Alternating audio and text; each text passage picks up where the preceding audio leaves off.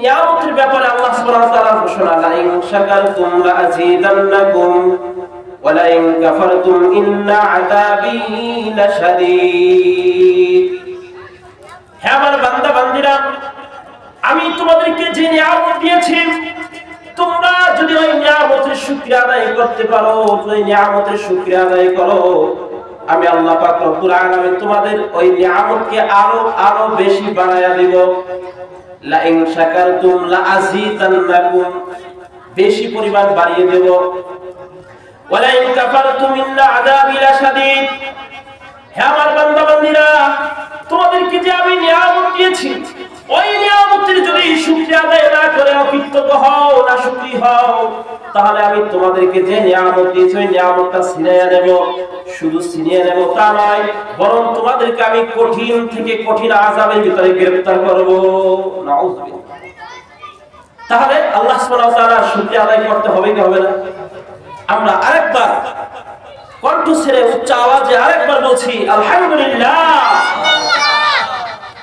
সম্মানিত উপস্থিতি,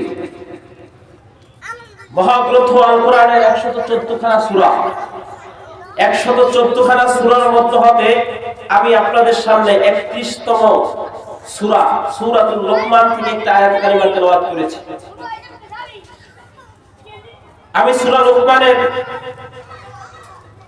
12 থেকে নিয়ে 19 আয়াত পর্যন্ত দ্বিতীয় রুকু, এই দ্বিতীয় রুকুর ব্যাপারে সংক্ষিপ্ত আকারে তাফসীর পেশ করব। যতটুকু সময় দিয়েছেন ততটুকু সময়ের মধ্যে ইনশাআল্লাহ। এই সূরা লোকমান মক্কায় অবতীর্ণ। যে সমস্ত সূরা আয়াত মক্কায় অবতীর্ণ হতো সেগুলোকে মাক্কি সূরা বলা হয়, আর যেগুলো মদিনায় অবতীর্ণ হতো সেগুলোকে মাদানী সূরা বলা হয়। তো এই সূরাটা হচ্ছে মক্কায় অবতীর্ণ। সূরার নামটা কি মনে আছে আপনাদের? সূরা লোকমান। কি সূরা? আল্লাহ সুবহানাহু ওয়া তাআলা বিভিন্ন পয়গম্বরদের নামে, বিভিন্ন নবীদের নামে, বিভিন্ন মানুষের নামে সূরা অবতীর্ণ করেছেন। তার ভিতরে অন্যতম একজন আল্লাহ সুবহানাহু ওয়া তাআলার প্রিয় বান্দা হচ্ছে লোকমান হাকিম আলাইহিস সালাতু ওয়াস সালাম। আরেকজন বান্দী হচ্ছে মারিয়াম আলাইহিস সালাতু ওয়াস সালাম। এই দুইজন বান্দা বান্দির নামে স্পেশাল সূরা আল্লাহ সুবহানাহু ওয়া তাআলা অবতীর্ণ করেছেন।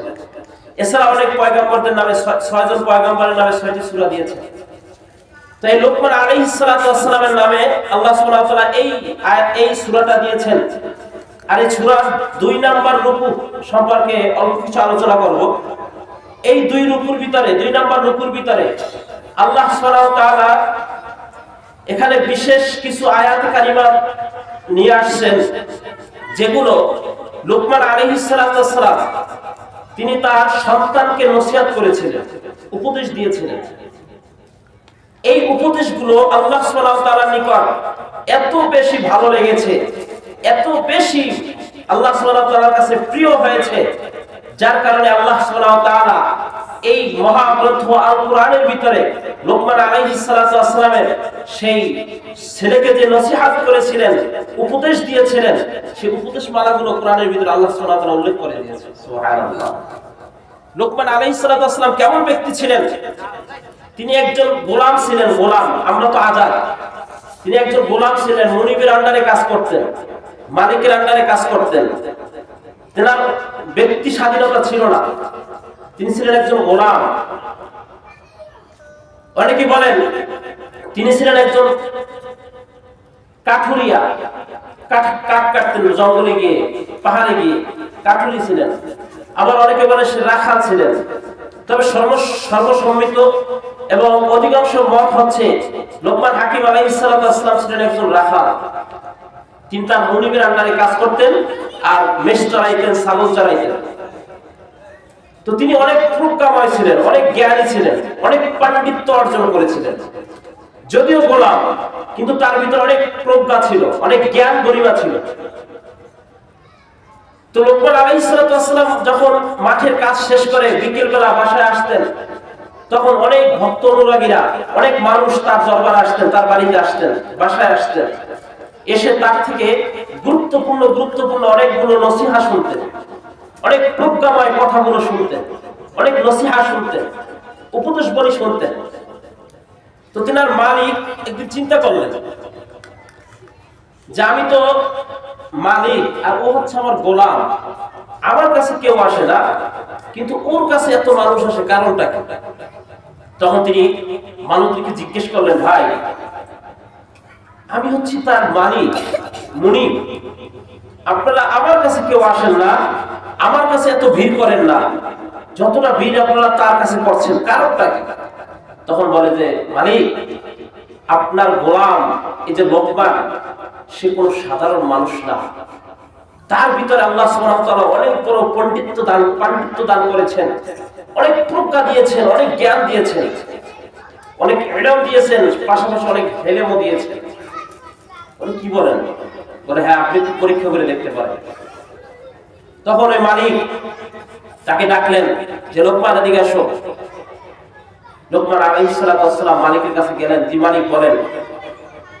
বলে যে তুমি একটা ছাগল নিয়ে আসো এবং সেটাকে জবাহ করো। জবাহ করার পর এই ছাগলের সবচেয়ে ভালো জিনিস, যে ভালো যে অংশ, এই দুইটা অংশ আমার কাছে নিয়ে আসো।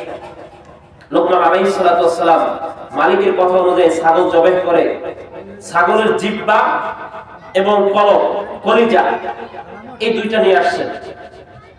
তখন মালিক বলে যে এই দুইটা কি সবচেয়ে ভালো? বলে যে জি মালিক, এই দুইটাই সবচেয়ে ভালো। আবার মালিক বললেন যে ঠিক আছে লোকমান, আবার একটা ছাগল জবাহ করো। জবাহ করে এই ছাগলের সবচেয়ে নিকৃষ্ট যে অংশ, সেখান থেকে দুইটা অংশ আমার কাছে নিয়ে আসো। লোকমান আলাইহিস সালাতু ওয়াস সালাম মালিকের কথা অনুযায়ী আবার এই দুইটা অংশ, জিহ্বা এবং কলব, এই দুইটা নিয়ে আসলেন। অর্থাৎ প্রথমবার ছাগল জবাহ করে দুইটা নিয়ে আসছেন, জিহ্বা এবং কলব। দ্বিতীয় ছাগল জবাহ করে আবার জিহ্বা এবং কলব নিয়ে আসছেন। মালিক আশ্চর্য হয়ে গেল, কি ব্যাপার লোকমান, আমি তোমাকে বললাম যে দুইটা ভালো জিনিস নিয়ে আসো, দুইটা নিকৃষ্ট জিনিস নিয়ে আসো, তুমি দুটো ক্ষেত্রে জিহ্বা আর কলব নিয়ে আসছো, কারণটা কি? বলে যে মালিক, এই জিহ্বা এবং কলব যার ভালো হবে, তার পুরো মাথা থেকে নিয়ে পা পর্যন্ত পুরো বডিটা ভালো। যার জিহ্বা এবং কলব ভালো হবে, তার মাথা থেকে নিয়ে পা পর্যন্ত পুরো বডিটা ভালো। আর যার জিহ্বা এবং কলব নষ্ট হবে, নোংরা হবে, নিকৃষ্ট হবে, তার মাথা থেকে নিয়ে পা পর্যন্ত পুরো অঙ্গটাই নিকৃষ্ট। মালিকেরা বুঝতে বাকি নাই, আমার লোকমান তো সাধারণ কোনো মানুষ না, ওর ভিতরে আল্লাহ সুবহানাহু ওয়া তাআলা অনেক জ্ঞান দিয়েছেন, প্রজ্ঞা দিয়েছেন। মালিক বললেন, লোকমান, তোমাকে আর গোলাম থাকতে হবে না, গোলাম থাকতে হবে না, তুমি আজকে থেকে আজাদ হয়ে গেছো। সুবহানাল্লাহ। তোমাকে আর গোলামীর জিনজিরে পড়াতে হবে না, তুমি এখন মুক্ত বাতাসে স্বাধীনভাবে চলাফেরা করতে পারো, স্বাধীন হয়ে যাও, তোমাকে স্বাধীনতা দিয়ে দিলাম। লোকমান আলাইহিস সালাতু ওয়াস সালাম স্বাধীনতা পেয়ে, মুনিব থেকে স্বাধীন পেয়ে, আজাদ পেয়ে, তিনি এখন মানুষের দ্বারে দ্বারে গিয়ে এই প্রজ্ঞাময় কথাগুলো শোনান, অর্থাৎ বর্তমান জমানার ওয়াজগুলো শোনান। বিভিন্ন মানুষের দ্বারে দ্বারে গিয়ে ওয়াজ শোনানো শুরু করলেন।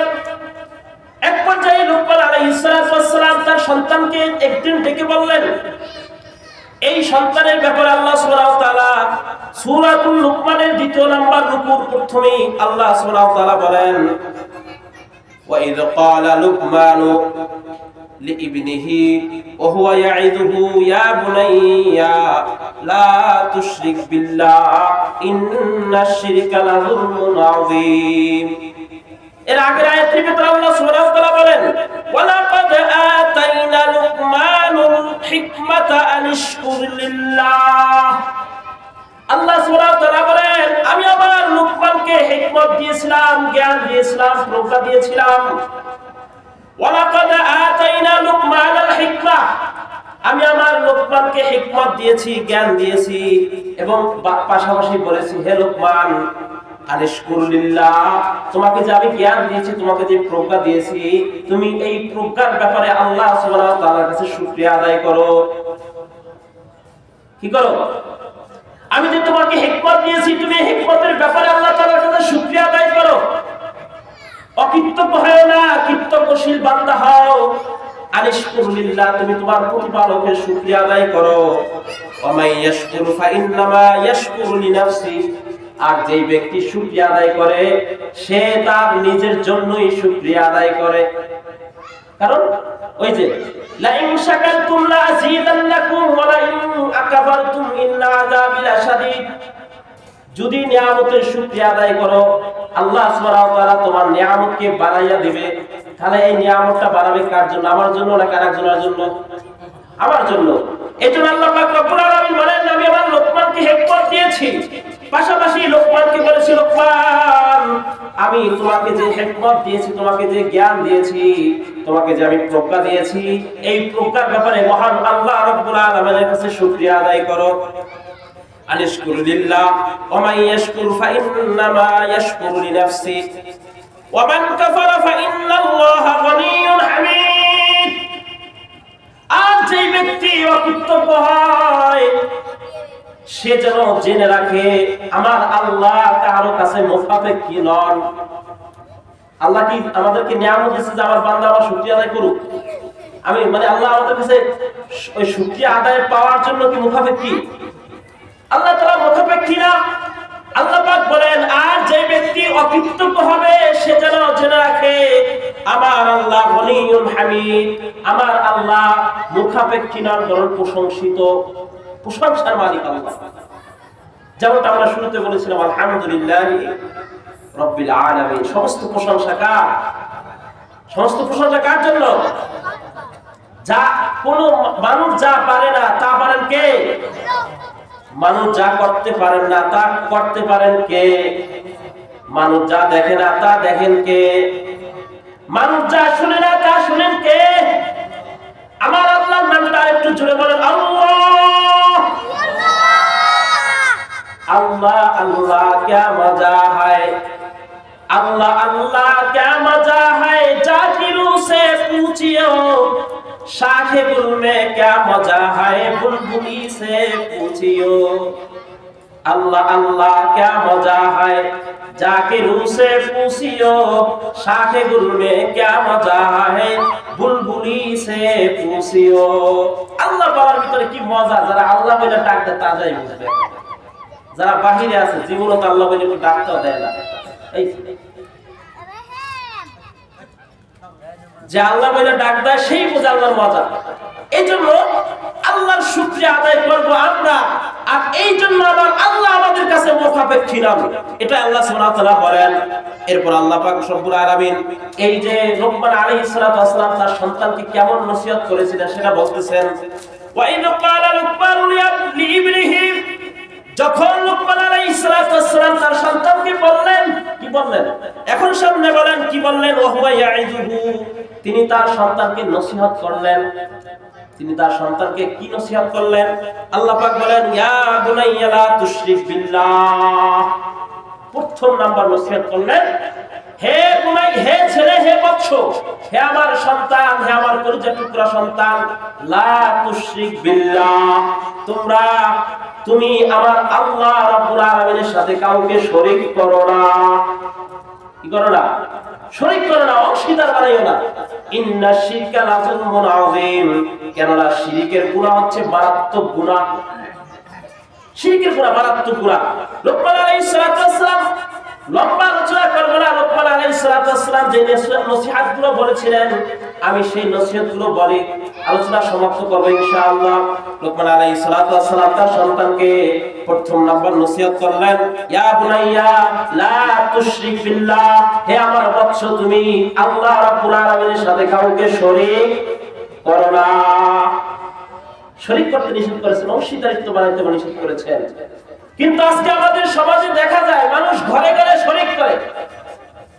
অনেক মানুষ আছে, অনেক মা বোনেরা আছে, তারাও ঘরে পয়সা পয়সা মুরগিরে আদার খাওয়ায়, মুরগিরে খাবার খাওয়ায়, আর শিরিক করে। কেমন শিরিক জানেন? খাবার দিছে সামনে, মা বোনেরা শুনতেছেন, সামনে খাবার দিছেন, মুরগির খাবার বা হাঁসের খাবার, ওই বাড়ির আর একটা হাঁস আসলে, ওই বাড়ির আর একটা মুরগি আসলে, ঝোলার মুরগি আছে বলে না, ঝোলার মুরগি বলে কি বলে না?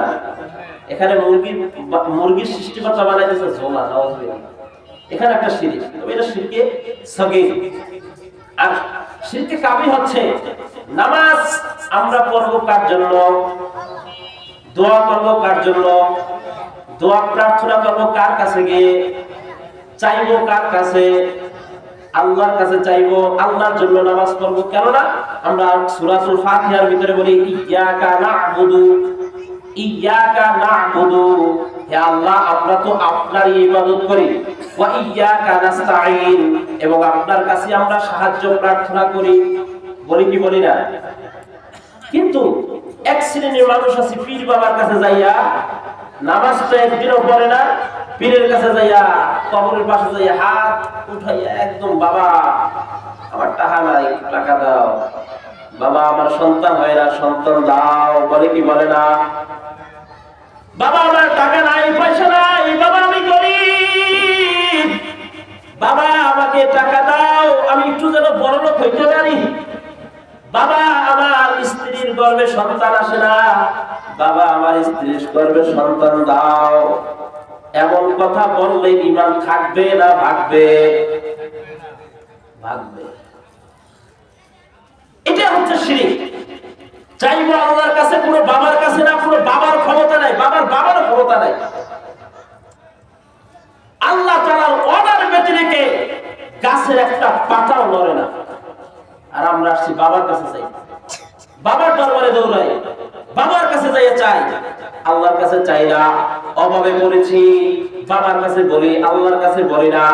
বিপদে পড়েছি বাবার কাছে মান্নত করি, এইটা করবো ওইটা করবো, বাবার দরবারে মুরগি দেবো, বাবার দরবারে গরু দিব, বাবার দরবারে একটা মহিষ দিব, বাবার দরবারে একটা হাঁস দেব, মান্নত করি, বাবার কাছে চাই, আল্লাহর কাছে চাচ্ছি না। এটা হচ্ছে শিরক। ও মুসলমান, আজকে আমার নামের শুরুতে মুহাম্মদ আছে, কুরবানি আসলে গরুর গোশতটা ঠিকই খাই, কিন্তু আমি শিরক করে মুশরিক হয়ে গেছি। কিয়ামতের ময়দানে আমাকে আল্লাহ সুবহানাহু ওয়া তাআলা মুশরিকদের কাতারে পাঠাবেন, মুসলমানের কাতারে পাঠাবেন, যে তোমার ঈমান নাই। এজন্য লোকমান আলাইহিস সালাম তার সন্তানকে প্রথম নাম্বার নসিহত করলেন, হে আমার বৎস, তুমি আল্লাহর সাথে শিরক করবে না। মনে আছে কি নাই? হে বৎস, ইয়া বুনাইয়া লা তুশরিক বিল্লাহ, হে বৎস তুমি আল্লাহর কাছে, আল্লাহর সাথে কাউকে শরীক করবে না, অংশীদারিত্ব বানাবে না। ইন্না শিরকা লাযুলমুন আযীম, কেননা শিরকের গুনাহ হচ্ছে, শিরক হচ্ছে মারাত্মক একটা গুনাহ। শিরক যদি করে থাকি আর যদি নতুন করে ঈমান আনায়ন না করি, তাহলে আমি মুশরিক হয়ে যাব। মুশরিক হিসাবে আমাকে কবরে যেতে হবে, মুশরিক হিসাবে আখিরাতের হাসরের ময়দানে দণ্ডায়মান হতে হবে। এজন্য বাবারা, আমরা যারা শিরক করে থাকি, আমরা আজকে ঈমান আনায়ন করে আমরা আল্লাহ তাআলার কাছে তওবা করি, মালিক এতদিন ভুল করে শিরক করে ফেলেছি, মালিক এতদিন ভুল করে আল্লাহ আপনার সাথে শিরক করে ফেলেছি, মালিক আপনি আমাদেরকে মাফ করে দেন, আমাদেরকে আল্লাহ আপনি আমাদেরকে ঈমানদার হিসেবে গ্রহণ করে নেন। এভাবে আল্লাহ তাআলার কাছে তওবা করতে হবে।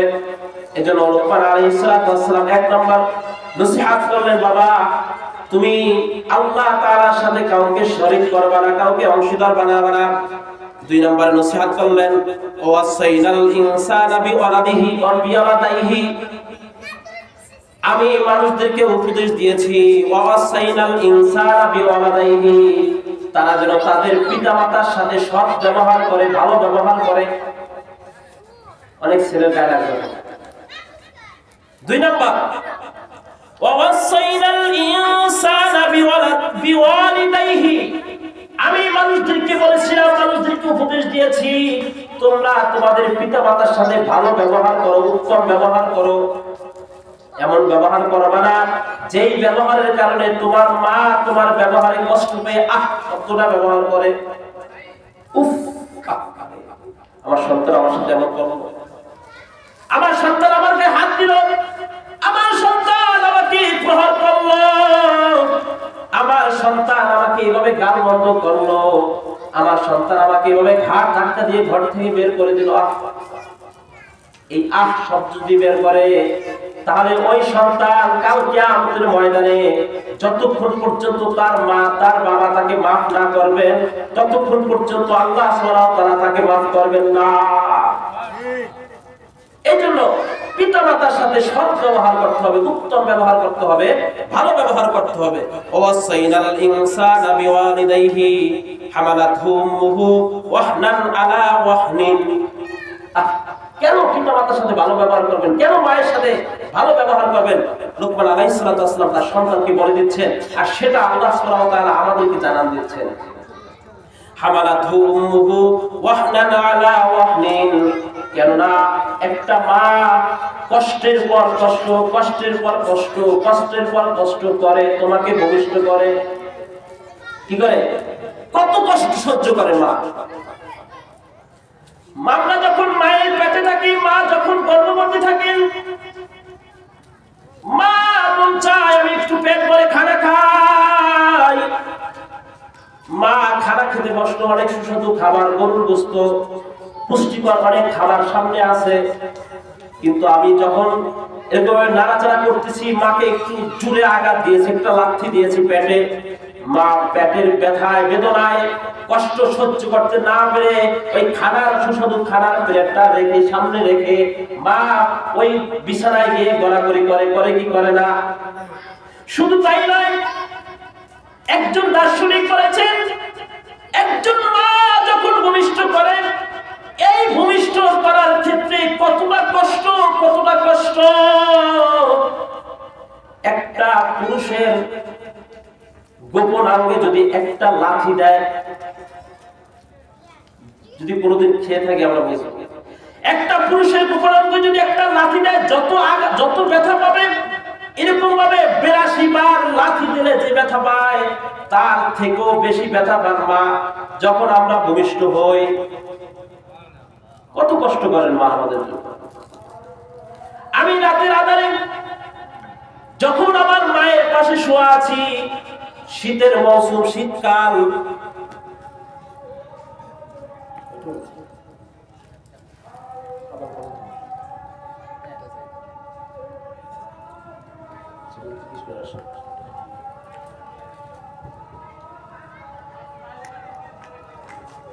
শীতের মৌসুম, শীতের সময় আমি আমার মায়ের পাশে শোয়া আছি, ছোট বাচ্চা, বাবা একদিকে শুয়ে আছেন, মা একদিকে শুয়ে আছেন, আমি মা বাবার মাঝখানে শুয়ে আছি। ইতিমধ্যে আমি পেশাব করে দিয়েছি, সব পেশাব গিয়ে মায়ের গায়ে লেগেছে। মা কি আমাকে মারে? তখন মা মারে না। আমি যদি একটু আ বলে চিৎকার করি, মা আমার গালে কপালে চুমু দিয়ে আমাকে শুকনা বিছানায় শোয়ায়, আর মা আমাকে ওই ভিজা বিছানায় শুয়ে পড়েন। এরকম মা অনেক কষ্ট করেন। যাই হোক, অনেক কষ্ট, সেটাই আল্লাহ রাব্বুল আলামিন আমাদেরকে জানান দিচ্ছেন, তোমরা পিতামাতার সাথে কেন উত্তম ব্যবহার করবা। কেননা হামালাতহু উম্মুহু ওয়াহনান আলা ওয়াহনিন। কেননা তোমার মা কষ্টের পর কষ্ট, কষ্টের পর কষ্ট সহ্য করে তোমাকে ভূমিষ্ঠ করে, তোমাকে আমাকে ভূমিষ্ঠ করে। অফিসালুহু ফি আমাইন। এবং আমাদেরকে 2 বছর দুগ্ধ পান করান। আমার মা কি করেন? 2 বছর দুগ্ধ পান করান। আনিশকুরনি ওয়া ওয়ালিদাইক। কাজী তোমরা আল্লাহ রাব্বুল আলামিনের শুকরিয়া আদায় করো, পাশাপাশি পিতা মাতার শুকরিয়া আদায় করো। পিতা মাতার কৃতজ্ঞ হও। তাহলে আল্লাহ তাআলার শুকরিয়া আদায় করতে বলছেন, আল্লাহ তাআলার কৃতজ্ঞশীল হতে বলছেন, পাশাপাশি পিতামাতার কৃতজ্ঞ হতে বলছেন। পিতামাতারও কৃতজ্ঞ হতে হবে। পিতামাতার সাথে খারাপ ব্যবহার করা যাবে না, অন্যায় করা যাবে না। সামনে দেখেন আরো স্পষ্ট করে দিচ্ছেন কেমন পিতামাতার সাথে ভালো ব্যবহার করবেন। ওয়া ইন জাহাদাকা আলা আন তুশরিকা বিহি মা লাইসা লাকা বিহি ইলম। আল্লাহ রাব্বুল আলামিন বলেন, তোমার পিতামাতা যদি আমার সাথে খারাপ আচরণ করার জন্য, আল্লাহ তাআলার সাথে নাফরমানি করার জন্য জোরাজুরি করে, আপনি নামাজ পড়তে চাচ্ছেন, আপনার মা আপনার বাবা বলে বাবা নামাজ পড়া লাগবে না, আপনি মাথায় টুপি রাখতে চাচ্ছেন, আপনার মা বাবা বলে বাবা তুমি তো এখনো ছোট মানুষ, এখনো যুবক মানুষ, তোমার মাথায় টুপি রাখতে হবে না। আমরা যখন দাঁড়িয়ে রাখি, অনেক পিতামাতা এমন আছে, অনেক কুলাঙ্গার পিতামাতা বলে যে বাবা তোর তো এখনো বিবাহ হয় নাই, তোর বিয়ের বয়স হয় নাই, কাজেই তোর এখন দাড়ি রাখতে হবে না, তোকে বুড়া বুড়া মনে হয়, তাহলে তোকে বিবাহ করানো যাবে না, মেয়ে তোকে পছন্দ করবে না, এরকম বলে। ছেলেকে দাড়ি কর্তন করতে বাধ্য করে। আল্লাহ রাব্বুল আলামিন বলেন ওয়া ইন জাহাদাকা আলা তুশরিকা বি মা লাইসা লাকা বিহি ইলম, কাজী সন্তান, তোমার পিতামাতা যদি আমার সাথে নাফরমানি করার জন্য বেশি জোরাজুরি করে, যে বিষয়ে তোমার জ্ঞান নাই, ফালা তুতিহুমা, তাহলে তোমরা এমন পিতামাতার কথা মানবা না। অর্থাৎ আল্লাহর সাথে যদি খারাপ কাজ করতে বলে, আল্লাহর সাথে যদি অন্যায় কাজ করতে বলে, এক কথা নাফরমানি করতে বলে, গুনাহের কাজ করতে বলে, তাহলে পিতামাতার এই অর্ডার, এই হুকুম মানা যাবে? মানা যাবে? মানা যাবে না। সেটা আল্লাহ তাআলা বলেন ফালা তুতিহুমা, তাদের কথা, তোমাদের এই পিতামাতার কথা তোমরা এখন শুনবা না, এই ক্ষেত্রে শুনবা না। তবে তুমি কি খারাপ আচরণ করবা? তাও না। আল্লাহ তাআলা বলেন ওয়াসাহিবুহুমা ফিদ দুনিয়া মা'রুফা, তোমরা তোমাদের পিতামাতার সাথে খারাপ আচরণ করবে না। এই যে তোমাকে খারাপ কাজ করার জন্য, অন্যায় কাজ করার জন্য, গুনাহের কাজ করার জন্য জোরাজুরি করছে, এই জন্য তুমি তোমার পিতামাতাকে লাথি মেরে ফেলে দেবা, তা হতে পারে না। বরং তুমি তোমার পিতামাতার সাথে সৎ ব্যবহারই করতে হবে। তবে এই ক্ষেত্রে যেটা আমল করার জন্য তোমাকে বাধ্য করা হচ্ছে, অন্যায় কাজ করার জন্য তোমাকে যে বাধ্য করা হচ্ছে, এই অন্যায় কাজের ক্ষেত্রে হুকুম মানবা না। নামাজ পড়তে যাবো, মা বলবে বাবা নামাজ পড়া লাগবে না, এই হুকুম মানা যাবে না। আমি সওয়াবের কাজ করতে যাবো, মাহফিলে যাব, আমার মা বলে বাবা শীতকাল, এই কনকনে শীতের ভিতরে তোমাকে মাহফিলে যেতে হবে না, এই ক্ষেত্রে মায়ের কথা শোনা যাবে না। কিন্তু ও মা তুমি আমার এই যে কইলা ফেলে গিয়া মায়ের একটা লাথি মেরে দিল, মানে ধমক দিয়েও কথা বলা যাবে না, তুমি আমাকে নিষিদ্ধ লাগে না। আর যদি খারাপ কিছু বলে এটাও বলা যাবে না। মা অর্ডার করেছেন, মা গুনাহের কাজ করতে নিষেধ করতে, মানে নেকের কাজ করতে নিষেধ করতেছেন, গুনাহের কাজের প্রতি ধাবিত করছেন, এই ক্ষেত্রে এই গুনাহের কাজটা করা যাবে না। তবে পাশাপাশি মায়ের সাথে, বাবার সাথে খারাপ আচরণও করা যাবে না, তাদেরকে গালমন্দও করা যাবে না। আল্লাহ তাআলা সামনে বলেন আনিশকুরলি ওয়া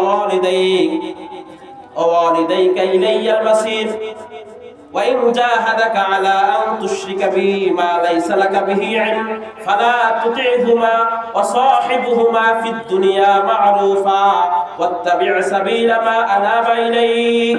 এবং এই ক্ষেত্রে তুমি আমার কাছে প্রত্যাবর্তিত হও, আমি আল্লাহ তাআলার কাছে প্রত্যাবর্তিত হও, অর্থাৎ আল্লাহ রাব্বুল আলামিন যেটা করতে বলেছেন সেটাই করতে হবে। রাসূলুল্লাহ নবী সাল্লাল্লাহু আলাইহি ওয়াসাল্লাম যা করতে বলেছেন এই ক্ষেত্রে সেটাই করতে হবে। এই ক্ষেত্রে পিতামাতার কথা শোনা যাবে না। মা আতাকুমুর রাসূল ফাখুযুহু ওয়া মা নাহাকুম আনহু ফান্তাহু। রাসূলুল্লাহ নবী সাল্লাল্লাহু আলাইহি ওয়াসাল্লাম যা করতে বলেছেন তা করব, আর রাসূলুল্লাহ নবী সাল্লাল্লাহু আলাইহি ওয়াসাল্লাম যা করতে নিষেধ করেছেন তা থেকে বিরত থাকব। এই দুই ক্ষেত্রে যদি পিতামাতা আমাদেরকে খারাপ কাজ করতে, অন্যায় কাজ করতে, গুনাহের কাজ করতে যদি বাধ্য করে, সেক্ষেত্রে আমাদের পিতামাতার কথা শুনবো না, কিন্তু তাদের সাথে খারাপ আচরণও করব না। এরপর আল্লাহ পাক রব্বুল আলামিন বলেন সুম্মা ইলাইয়া মারজিউকুম ফাউনাব্বিউকুম বিমা কুনতুম তা'মালুন, অতঃপর আমার কাছেই কিন্তু প্রত্যাবর্তিত হইতে হইবে। আমরা দুনিয়ায় আসছি, আবার যাইতে হবে কি হবে না? জীবিত হইছি, জন্মগ্রহণ করছি, মৃত্যুবরণ করতে হবে কি হবে না? মৃত্যুবরণ করতে হবে। এটাই আল্লাহ তাআলা বলেন অতঃপর আমার কাছে সবাইকে প্রত্যাবর্তিত হতে হবে, প্রত্যাবর্তন করতে হবে। এরপর আল্লাহ পাক রব্বুল আলামিন সামনে বলেন, অর্থাৎ লুকমান আলাইহিস সালামের কথাটাই আল্লাহ সুবহানাহু ওয়া তাআলা এখানে ঘোষণা দিচ্ছেন, ইয়া বুনাইয়া, হে আমার বৎস, ইন্নাহা ইন তাকা মিসকাল হাববাতিন মিন খারদালিন ফাতাকুন ফি সাখরাতিন আও ফিস সামাওয়াতি আও ফিল আরদ। হে বৎস, যদি সরিষা দানার থেকে যদি কোনো ছোট বস্তু থাকে, অথবা আসমান এবং জমিনের ভিতরে যদি কোনো লুকায়িত কোনো বস্তু থাকে, এই বস্তুর ব্যাপারে আল্লাহ রাব্বুল আলামিনের জ্ঞান আছে কি নাই? আল্লাহ তাআলার জ্ঞান আছে। আমরা অনেকে মনে করি ওই কম্বল মুড়া দিয়া, যুবক ভাইরা অনেকে শুনি আমরা কম্বল মুড়া দিয়ে খারাপ ভিডিও দেখি, অশ্লীল ভিডিও দেখি, একটা একা রুমে গিয়ে আমরা খারাপ কাজগুলো করি, মনে করি যে আমাকে মনে কেউ দেখতেছে না। আল্লাহ পাক দেখে কি দেখে না? আপনি টয়লেটের ভিতরে ঢুকে সিগারেট টানবেন, আল্লাহ কি দেখে না? দেখে কি দেখে না? অনেকে মনে করে যে টয়লেটের ভিতরে ঢুকে টানতেছি পুরুষ, আর কেউ দেখবে না। আল্লাহর সিসি ক্যামেরা সব জায়গায় বিরাজমান, ঠিক কিনা? এই জন্য এই ব্যাপারে আমাদেরকে সতর্ক হতে হবে। এরপরে লোকমান আলাইহিস সালাম তার সন্তানকে বলতেছেন, ইয়া বুনাইয়া আকিমিস সালাতা, হে আমার বৎস তুমি নামাজ কায়েম করো, নামাজ প্রতিষ্ঠা করো। তুমি নিজে নামাজ পড়ো, অন্যকেও নামাজের জন্য আহ্বান করো, নামাজের জন্য দাওয়াত দাও। আমরা যারা নামাজি আছি, নামাজের জন্য অন্যকে দাওয়াত দিব কি দিব না? আমি একা নামাজ পড়ে জান্নাতে চলে যাবো মনে করছে, বেঁচে গেছি, বাঁচার কোনো সুযোগ নাই। এটা নিয়ে অনেক আলোচনা আছে, সময় নাই। এজন্য আমি নামাজ পড়বো, অন্যকেও নামাজের জন্য তাগিদ দেব, আহ্বান করব। আমরা শুধু এতটুকু গ্রহণ করি, নিজে নামাজ পড়বো, অন্যকে নামাজের জন্য আহ্বান করব। এরপরে সামনে বলতেছেন, ওয়া'মুর বিল মা'রুফ ওয়ানহা আনিল মুনকার, সৎ কাজের আদেশ দেব, অসৎ কাজ থেকে বিরত রাখব। মানুষ মাহফিলে আসে না, রাস্তাঘাটে দাঁড়িয়ে দাঁড়িয়ে গল্প করে। মানুষ মাহফিলে আসে না, বাসা বাড়ির ভিতরে তারা অযথা সময় নষ্ট করে। আমরা তখন তাদেরকে দাওয়াত দিয়ে আনবো, আসো ভাই আসো, আমাদের অমুক জায়গায় মাহফিল হচ্ছে, অমুক জায়গায় কোরআনের তাফসীর হচ্ছে, আসো আমাদের সাথে আসো, আমরা মাহফিলে যাব, আমাদের মসজিদে আসো, 5 ওয়াক্ত নামাজ পড়ি, আসো ভাই একটু কোরআন তেলাওয়াত করি, আসো ভাই একটু মাদ্রাসায় যাই, আমার সন্তানকে মাদ্রাসায় পড়াই, আসো ভাই আমার সন্তানকে মাদ্রাসায় ভর্তি করাই। এইভাবে মানুষকে সব কাজের আদেশ দেব। পাশাপাশি আমার এলাকায় একটা পিকনিকের আয়োজন হচ্ছে, বড় বড় বক্স আইনা ধুমমুর ধামমুর করে গান বাজাচ্ছে। আমি যদি মুসলমানের সন্তান হই, মান রাআ মিনকুম মুনকারান ফালিয়ুগাইয়িরু বিয়াদিহি ফাইন লাম ইস্তাতি বিলিসানিহি ওয়া ইন লাম ইস্তাতি বিকলবিহি ওয়া যালিকা আযআফুল ঈমান। রাসূল নবী সাল্লাল্লাহু আলাইহি ওয়াসাল্লাম বলেন, যখন তুমি কোন একটা অন্যায় কাজ দেখবা, যদি তোমার শক্তি থাকে, সামর্থ্য থাকে, ওইটা সরাসরি হাত দ্বারা ফিরাবা। যদি আমাদের শক্তি থাকে, বক্স বাজাচ্ছে, গান বাজাচ্ছে, লাউড স্পিকার দিয়ে গান বাজাচ্ছে, ধুমধুম আওয়াজ দিয়ে মাটি কাঁপিয়ে ফেলতেছে, যদি আমাদের শক্তি থাকে, সামর্থ্য থাকে, তাহলে আমরা হাত দ্বারা ফিরিয়ে দেবো, এই বেটা এগুলো করা যাবে না। আর যদি তা না থাকে, আমাদের জবান দ্বারা তাকে ফিরাতে হবে, বোঝাতে হবে, বাবা এটা করো না, এটা অন্যায়, বাবা এটা করো না, এটা করা যাবে না, এটা করলে মানুষ খারাপ বলে, এটা করলে আল্লাহ পাপ দেয়, এটা করলে অন্যায় হয়। এভাবে জবান দ্বারা ফিরাবো। আর যদি তাও শক্তি না থাকে, তাহলে মনে মনে ঘৃণা করতে হবে। পাশাপাশি এটাকে কিভাবে সমূলে মূলোৎপাটন করা যায়, সেটার ব্যাপারে ফিকির করতে হবে। ওয়াযালিকা আযআফুল ঈমান, রাসূল বলেন এটা হচ্ছে ঈমানের একদম সর্বনিম্ন স্তর। এজন্য বাবা সৎ কাজের আদেশ দেব, অসৎ কাজ থেকে বিরত রাখবো, অসৎ কাজ থেকে আমরা নিষেধ করব। এরপরে বলতেছেন, ওয়াসবির আলা মা আসাবাক, ওয়াসবির আলা মা আসাবাক, যখন কোনো মুসিবতে পড়ব, যখন কোনো বিপদে পড়ব, তখন ধৈর্য ধারণ করতে বলা হয়েছে।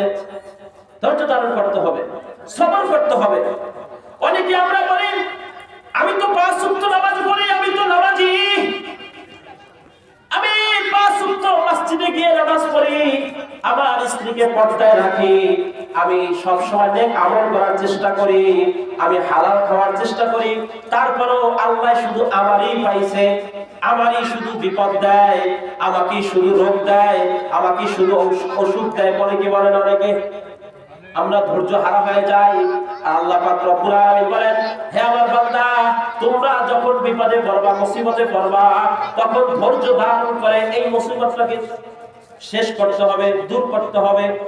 আর যদি ধৈর্য ধারণ করতে পারি, দেখবেন আল্লাহ রাব্বুল আলামিন এই ধৈর্যের ফল, ইন্নাল্লাহা মা'আস সাবিরিন, নিশ্চয় নিশ্চয় আল্লাহ তাআলা ধৈর্যশীলদের সঙ্গে থাকেন, ধৈর্যশীলদের সঙ্গে আছেন।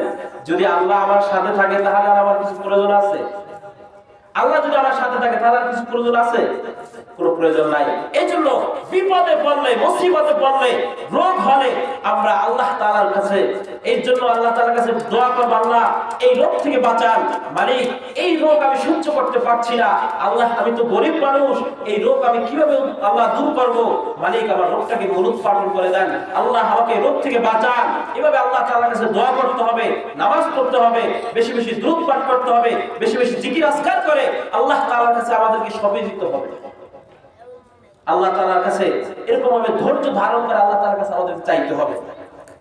এরপর আল্লাহ পাক রব্বুল আলামিন বলেন, ওয়ালা তুসাইদ খাদ্দাকা লিন-নাস, মানুষের সাথে, এটা একটা নসিহত, মানুষের সাথে অহংকার বশত গাম্ভীর্য ভাব নিয়ে কথা বলবা না, মানুষকে অবজ্ঞা করবা না, মানুষকে হ্যাঁ প্রতিপূর্ণ করবা না। এটাই আমরা অনেকে করি। টাকা হইলে তার ধারে কাছে যাওয়া যায় না, একটু ক্ষমতা পাইলে, ক্ষমতার দাপটে তার ধারে কাছেও যাওয়া যায় না। ক্ষমতার মালিক কে? ক্ষমতার মালিক কে? একজন ক্ষমতা দেখিয়েছিলেন, তার ক্ষমতার পাওয়ার আছে কি নাই? আছে, বর্তমান আছে। একজন এমন ক্ষমতা দেখিয়েছিলেন, ক্ষমতার পাওয়ারে বড় বড় উলামায়ে কিরামকে জেলের ভিতরে ঢুকাইছিলেন। এমন ক্ষমতা আল্লাহ পাক দিয়েছিলেন তাকে, ক্ষমতার পাওয়ারে মানুষের সাথে জুলুম করতে কখনো মিস করেন নাই। কিন্তু আল্লাহ পাক রব্বুল আলামিন তার ক্ষমতাটা এমন ভাবে নিয়েছেন, এটা কেউ কল্পনাও করেন নাই। অনেকেই মনে করছেন মনে হয় 41 সাল পর্যন্তই থাকবে, কিন্তু 24 সালে উইকেট পতন। যদি রাজনৈতিক আলোচনা, তাহলে ক্ষমতার মালিক কে? ক্ষমতার মালিক কে? এই জন্য ক্ষমতার দাপট দেওয়া দেখানো যাবে না। টাকা পয়সার মালিক কে? টাকার দাপটে আমি অনেক বড় লোক, আমার বড় বড় বিল্ডিং আছে, বড় বড় বিল্ডিং এর মালিক আমি, টাকার দাপটে তার আশপাশেও ঘোরা যায় না, এমন দাপটি লোক আছে। কিন্তু এই টাকা একদিন আছে, আরেকদিন শেষ। আপনি দোকান খুললেন, রাত সারা দিন দোকান করে আপনি 1 লক্ষ টাকা, 5 লক্ষ টাকা, 1 কোটি টাকা দোকানে রেখে আসলেন, রাত্রি বেলা ওই দোকানে আগুন ধরে সব শেষ হয়ে গেছে। হয় কি হয় না? কত ঘটনা আমরা এমন দেখেছি।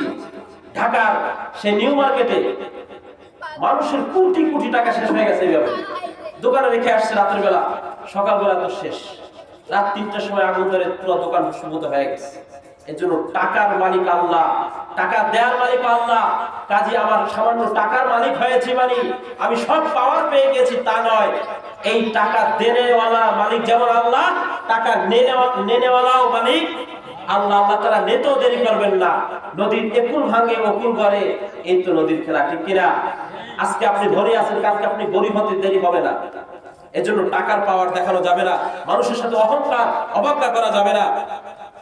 ওয়ালা তামশি ফিল আরদ, জমিনের ভিতরে আওয়াজ কইরা খটখট কইরা, মানে পাওয়ারে খটখট কইরা হাঁটা যাবে না, জমিনের ভিতরে আওয়াজ কইরা হাঁটা যাবে না। ফিল আরদি মারহা, গাম্ভীর্য ভাব দিয়া নিজের দাপট দেখিয়ে জমিনের ভিতরে হাঁটা যাবে না। ইন্নাল্লাহা লা ইউহিব্বু কুল্লা মুখতালিন ফাখুর, আল্লাহ রাব্বুল আলামিন এই অহংকারী ব্যক্তিদেরকে, অবজ্ঞা করেওয়ালা মানুষদেরকে আল্লাহ সুবহানাহু ওয়া তাআলা ভালোবাসেন না। এজন্য বাবারে আমরা এই নসিহতগুলো মেনে চলার চেষ্টা করব। এরপরে আল্লাহ তাআলা আর সামনে বলতেছেন যে তোমরা কণ্ঠকে বেশি চিৎকার করে মানুষের সাথে কথা বলবা না, সবসময় কণ্ঠস্বর একটু নিচু রাখার চেষ্টা করবা, একটু এই আওয়াজকে একটু নিম্ন স্বর হয়ে কথা বলার চেষ্টা করবা। হ্যাঁ, আমি অনেক দাপুরি মানুষ, এজন্য অনেক চিৎকার করে মানুষের সাথে গালমন্দ করে কথাবার্তা বলি, এগুলো বলা যাবে না। আল্লাহ সুবহানাহু ওয়া তাআলা এই টুকটাটা যে আলোচনা করেছি, সর্বপ্রথম আমাকে, পাশাপাশি আমাদের শ্রোতাদেরকে এবং মাইকের আওয়াজ যতদূর গিয়েছে আমাদের সকলকে আল্লাহ সুবহানাহু ওয়া তাআলা এই অনুযায়ী আমল করার তৌফিক দান করুক। ওয়া আখিরু দাওয়ানা আলহামদুলিল্লাহি রাব্বিল আলামিন।